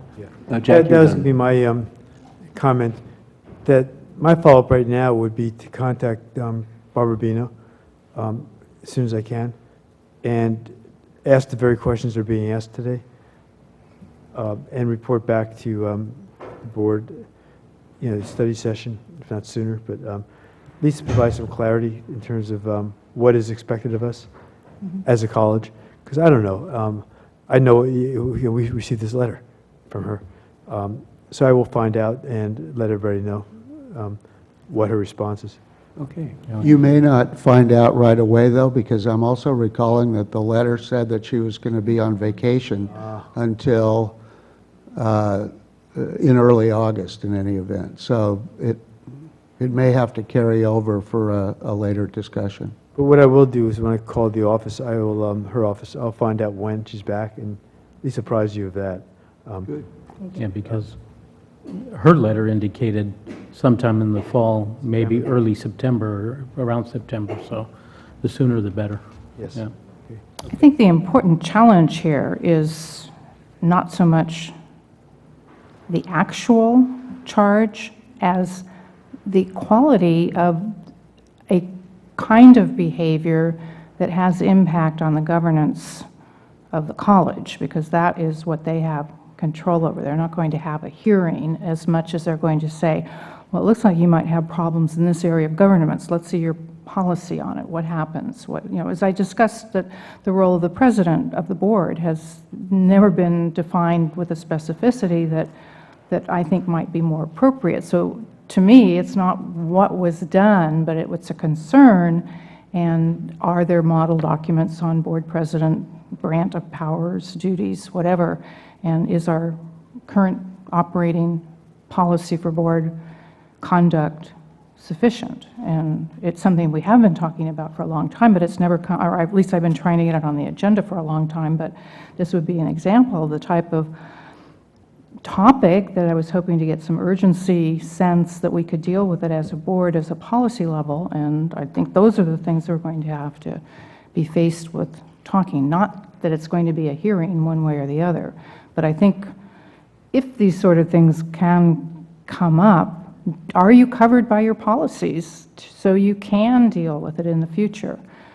The feeling I'm getting from the accreditation when it's something new like this is, in their own literature on their website, is they're not interested in punishing. They're just simply trying to get best practices established. And we just started the process of going through all of our board policies. And we have a college that board conduct operated far more on tradition than it did in policy. So a lot of the things that we did when we conducted ourselves, speaking of the former board members and the 3 remaining incumbents were never really codified. We went to various trustee education, there was just kind of a general consensus, but we never put it into writing. And so I think it's really kind of an exciting challenge. What can we put into writing that will affect any board, not this board, but any board in the future that is part of the successful and effective governance of Santa Barbara City College for now and into the future? And this is what accreditation can give us some guidance on, and that's where I'd like to have us put our focus. How do we put our best practices in writing, and how do we find ways of making them enforceable if there's any deviation from it? So to me, that's where I'd like to have the concern of our discussion go. I just might add that in terms of board policies themselves, of course, the league itself regularly updates their template board policies that are not intended one size fits all, but it's a template for Right. different colleges to consider adopting and adapting to their individual circumstances. And in that regard, Mary Dowell's firm is the legal advisor to the league that is responsible for really doing the trench work Right. that leads to the development of the policy. So she may be a resource or someone in her firm when you come around to reviewing board policies that have to do with the function of the board president or anything else. Right, yeah, and we are under review. We started a few years ago, and it's a cumbersome process, but we didn't pay a lot of attention to our board policies, so I think this is timely. Okay.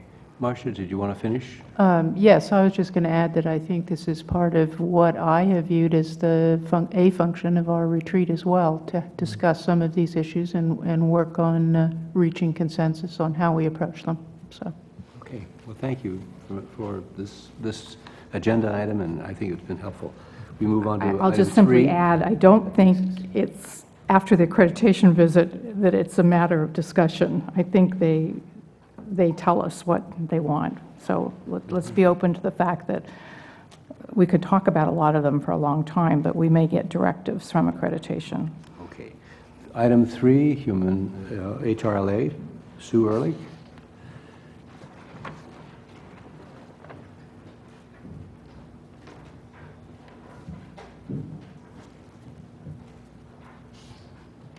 Good afternoon, members of the board, Dr. Friedlander. I have a few tweaks here on the agenda. If you would turn to page 6. Under classified appointments, I'm deleting the senior office assistant at Wake Center. We'll be prepared to bring a name forward at a later date, but I don't have that for you now. The office assistant CLRC position will be filled by Brian Moreno. The rate will be 13/2. The start date will be August 15th. Excuse me, Sue, are you looking at the new agenda or the older version? This is the new one, I think. Page 6. They come on Page different 6, yeah. pages. The pages sometimes, I should have paused. Sometimes my pages and your pages don't match. So let's go back. I'm looking at the heading Classified Appointments, which is 3.1-J, on whatever page you find it. Okay, bottom page 5. Well, that's the heading, and then you have to flip to page 6 to get to the items Okay. that I'm referring to. I'm sorry, I tried to get you directly there, excuse me. Okay, let me recap. The senior office assistant Wake Center that is listed as TBA, I'm not going to give you a name at this point. The next item is the office assistant CLRC that was listed as TBA. I'm pleased to tell you that Brian Moreno will be hired for that position at rate 13/2. Date is August 15th as the start date.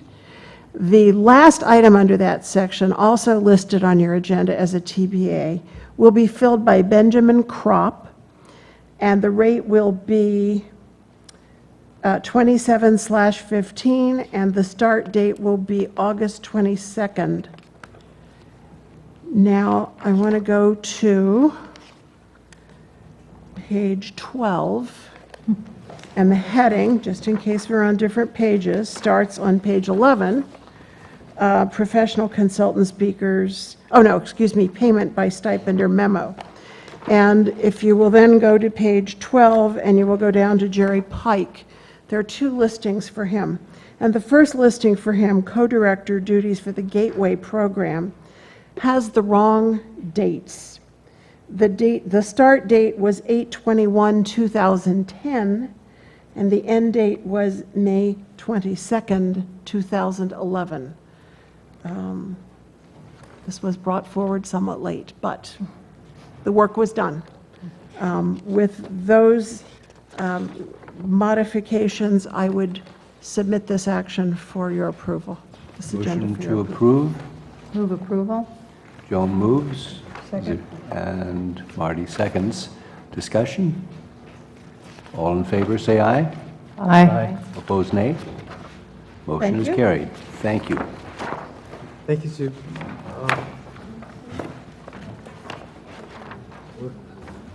So, Yeah, we have another item. I do have an action item, and that is another working calendar that we're submitting to you for Lydia Aguirre, counselor.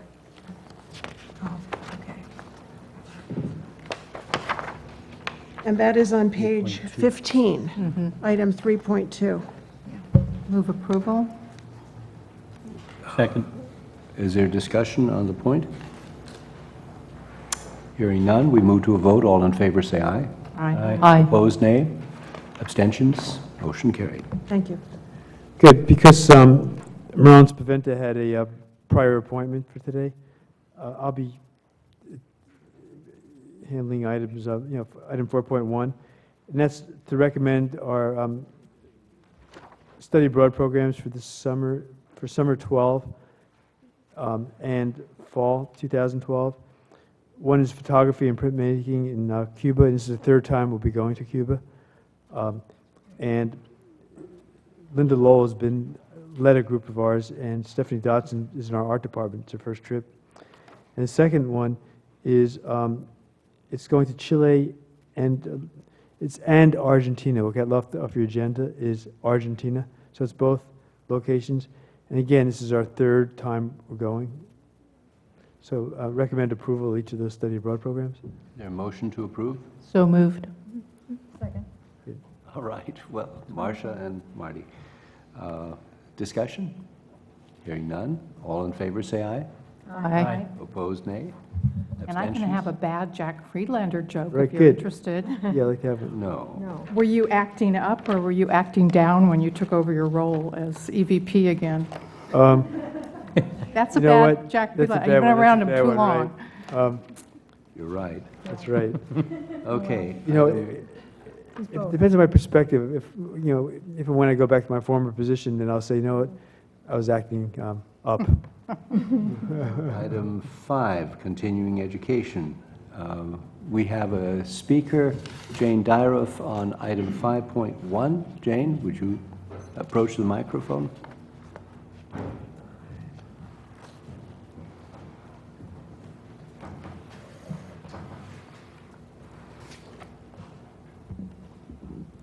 Thank you.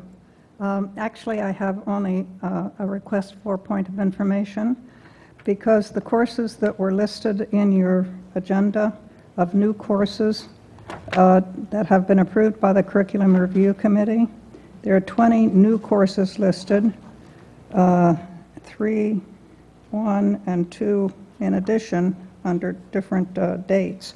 But none of them have a fee amount listed, and I'm wondering if we can have those fees. I don't know when, but I'm sure they must already be determined. And I'd also like to find out if we can, for ACES, the formula for arriving at the fees. Okay. So that's my point of information. Ophelia, can you help us out? Thank you, Jane.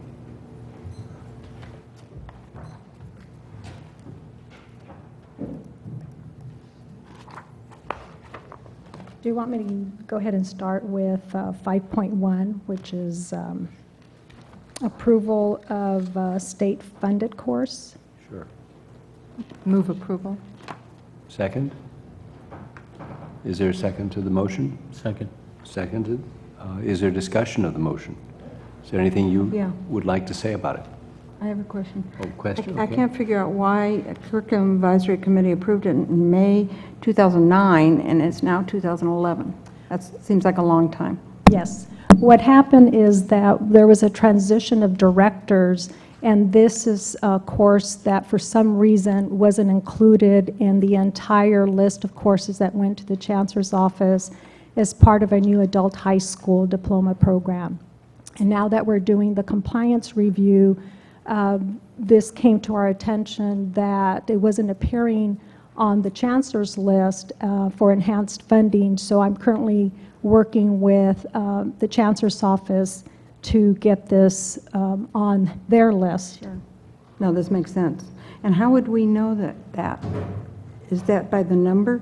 I'm just curious. I mean, No, what happened is Sorry. when we received the list of the enhanced funded courses that the state, for the P320 report that says these are all of the courses that you can claim enhanced funding, as we were reviewing that list, we noticed that many courses were missing. So I sent a communication to the Chancellor's office asking them to do that research, move all of those courses onto their approved list, such that when we do the 320 report, all that information is accurate. got it. Thank you. Sure. Okay, motion on the floor is to approve. All in favor, say aye. Aye. Opposed, nay. Abstentions, motion carried. Okay, I also have some tweaks before I go into 5.2. I need to delete some courses for your approval on 5.2. They need some additional work, so I'm going to be deleting Cookie for Dummies or How to Boil Water, Cooking with Herbs and Spices, Pilates, Yoga, Comprehensive Adrenal Treatment, Comprehensive Thyroid Treatment, The Art of Caregiving, The Magic Makeover, and Taiji. Those will come back on the August board agenda. Could, That is being deleted from today's agenda for approval. can you explain why we're deleting them? I mean, what happened? Some of the course numbers utilize a state-funded course approval number, and as we went back, we have this black book that we use the course numbers from, and so we're trying to stop using that and do it online. So it's a matter of course numbers that we want to make sure are correct before I bring them back for your approval. So I can had you, two courses in that first group of courses, and I think you had a third course. Cooking for Dummies, Cooking with Herbs and Spices, and Pilates Yoga. I got it. All right. and just to follow up, will we be able to offer these courses? Will we have approval in time Well, for fall? these will go on the online schedule because we're in the last phases of our production for the spring schedule, so they will not be in the printed schedule, but the directors are able to put them online For fall? for fall. Okay. Okay. Let me respond to the question as to why the fees aren't listed. What I've done in the past is I've given the present superintendent a copy of all of the course outlines, all of the budget sheets that do have the fees for each of the individual courses. I have not been asked to put them on any of the attachments. If that's something that the board would like me to do, I'd be more than happy to do so. There's been a public request for that. I think it's a good idea. But the other part of the question was, can we understand the formula by which Right. these costs are assessed? Since the board has indicated that the new fee structure, which is agenda item 5.3, will not go into effect until winter term, we're assuming that any courses that we include for fall follow the same pattern of the fee structure, which is to only include direct costs. We have not included any overhead in these courses that we're bringing forward to you for the fall term. So procedurally, to change the fees for fall, would you have in mind giving us some new sheet or something? How would you want to handle that? You're not changing for fall, you're changing for. For winter, I'm sorry, Yeah, winter. or spring. Well, all of the fees will be changed for the winter term, so if the board wants me to bring all of that information, I'm more than happy to. It would be reflected in the winter schedule in terms of all of the existing fees that go with the $4 per hour will now have to be recalculated with the new overhead percentage, as the board had consensus to include 14%. Well, I'm remembering we also discussed an average number as well, and so that probably affects your fee calculations. Yes. Leslie Griffin is currently doing that intensive work right now. We're anticipating fiscal services providing us with that information mid-August. That's the projected date of the report. Yeah, I have a question. What I'm hearing being asked for is when we start changing fees, that the amount of the fee, and and we do the formula, so here's the formula, so we have it as a record. I think what we're asking is, for example, in credit, we list all the courses, but we don't provide the course of record outlines, just all the paper. And so what we're trying to look at today, when Ophelia and I were talking about it, was what's that happy medium between giving you the information you need, but not all the detail that, it's page after page. And so what I'd like to recommend is the fee and the formula we're using, which, Ophelia, the formula is consistent, doesn't vary from course to course. It's the formula that applies, or is there a variation? Well, right now, there is a variation because it's based on the instructor's actual salary. But for winter, the agreement was to do a weighted average of some kind of fee, such that the fee used to calculate, the amount used to calculate the fee would be one standard rate. That if you have 4 Spanish courses, all 4 would be the same amount, versus the way we do it now, it's based on instructor salary. So what I would suggest maybe is having one document, and keeping an update. So here's how we establish fees, as opposed to having it with every single course, which would help streamline it for everybody. Sure. Luis? Is that the work that Leslie is doing now? Yes, Leslie will be providing us with that weighted. Right. Okay.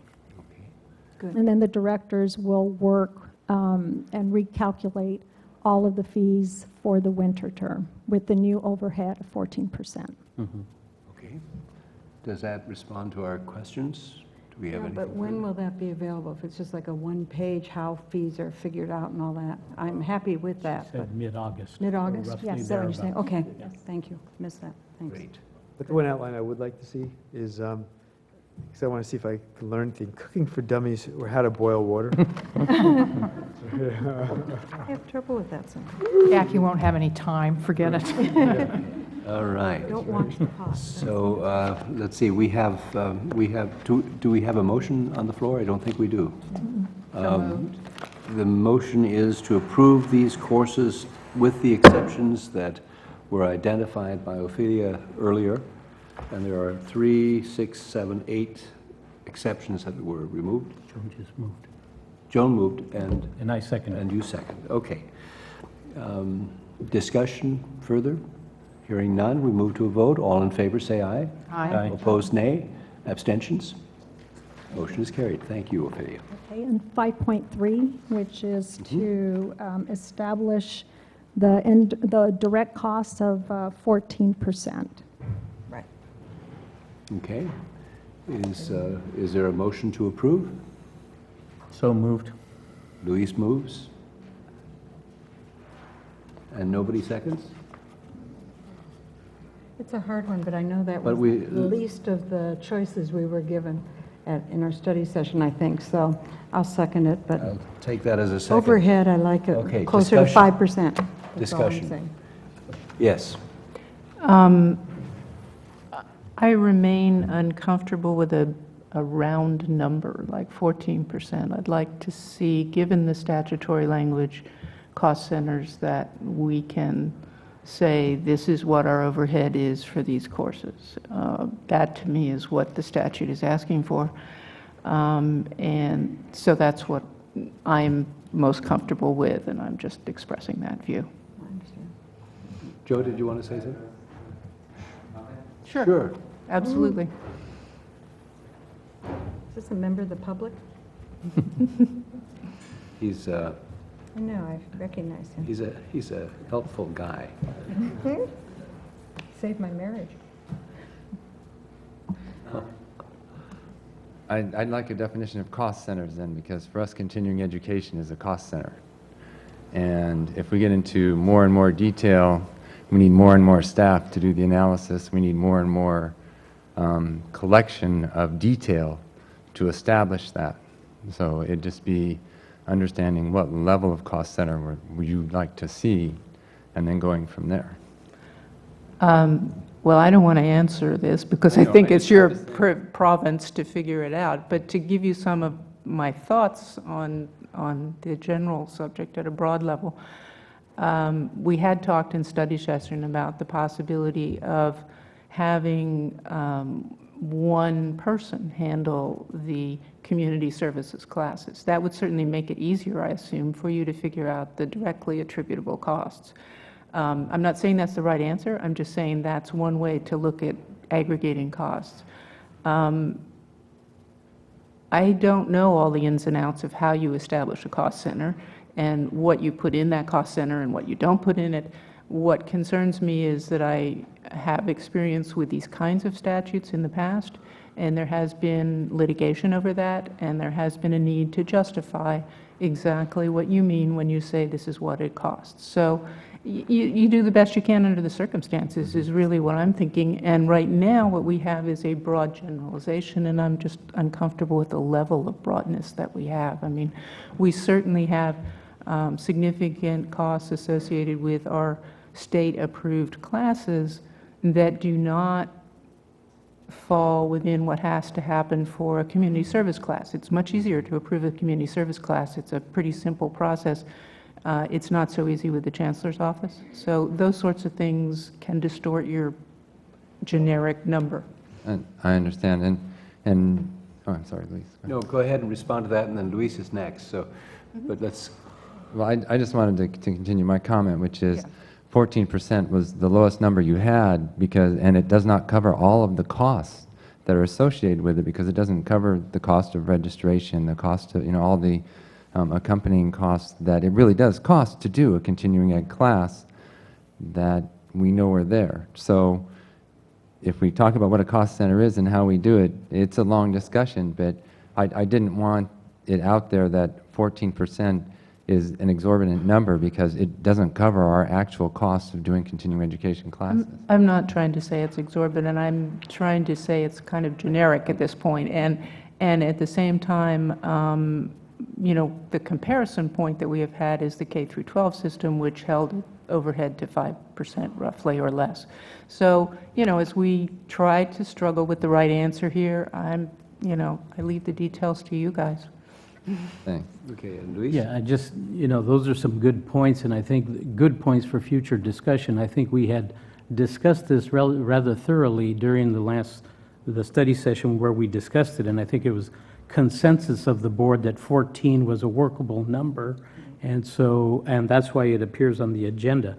But I think, I would like to look at that whole cost center concept that Trustee Croninger is talking about, but I think it warrants more discussion and background than what is available here.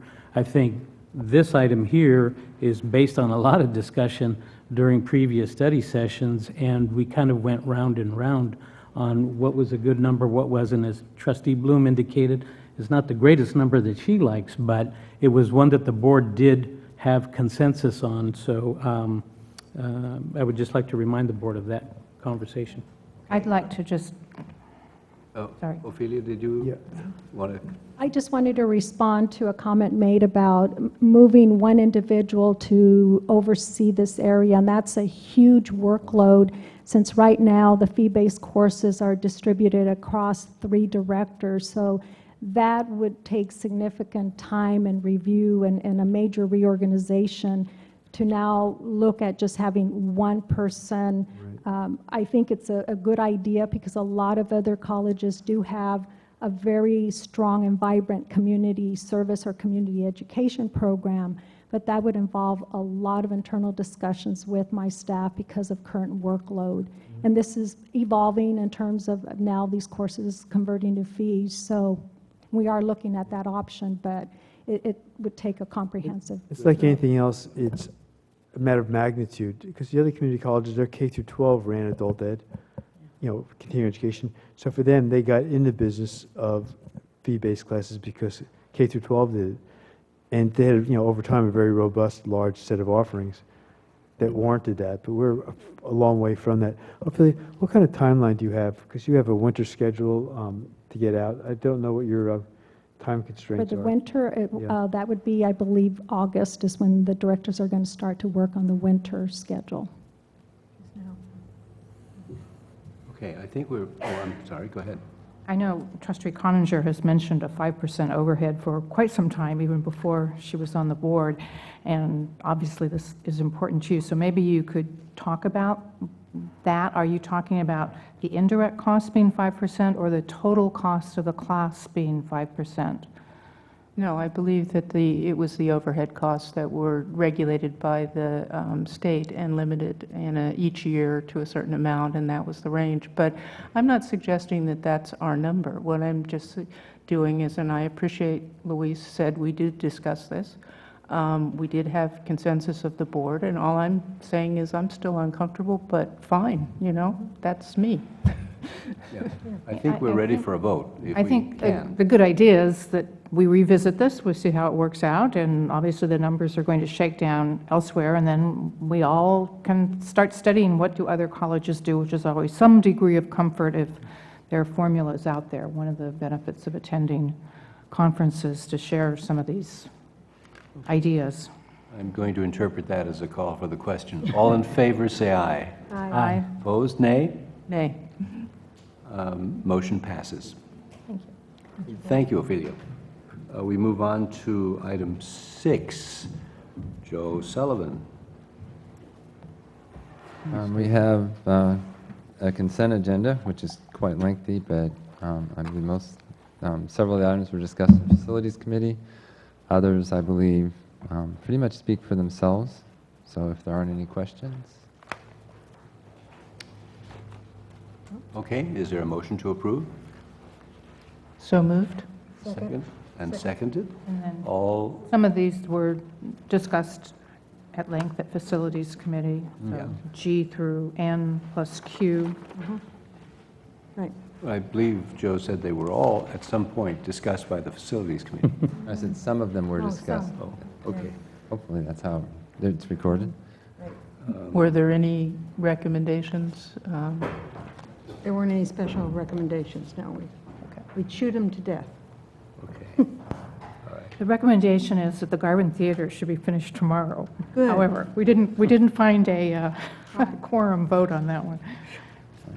All right, all in favor of the motion, say aye. Aye. Opposed, nay. Abstentions? Thank you. That was we- 6.1.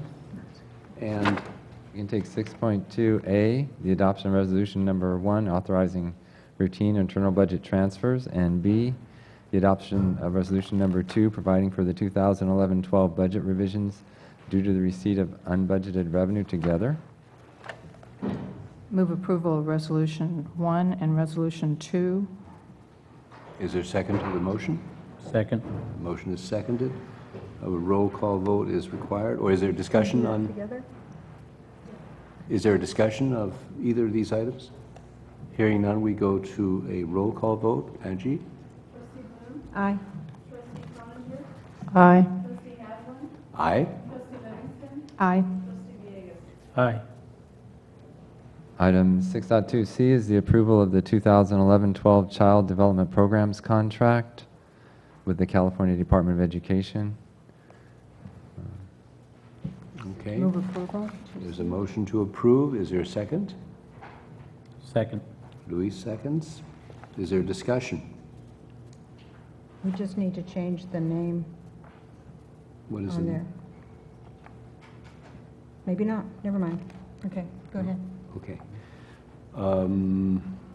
Hearing no discussion, all in favor? Do we need, no? Yeah, it's a roll. Roll call. Oh, okay. Right. Trustee Bloom? Aye. Trustee Frontier? Aye. Trustee Haslam? Aye. Trustee Livingston? Aye. Trustee Villegas? Aye. And 6.3. 6.3 is just an information item that the IRS has changed the standard mileage rate to 55.5 cents per mile for use in computing the reimbursement for business use of an automobile. And that's effective July 1st. Holy smokes. Okay. Right. Thank you, Joe. Well, what's everybody can do with all your spare time? Yeah. No. We're not going for another 12-hour thing. Right. Information technology, we have none. Do we have a motion to adjourn? So moved. Second. I note a degree of enthusiasm for that one. All in favor, say aye. Aye. Opposed, nay? Shortest meeting. Yeah, All right. great. Your We're off first to a good- meeting in we're off to a Thank good you all. start.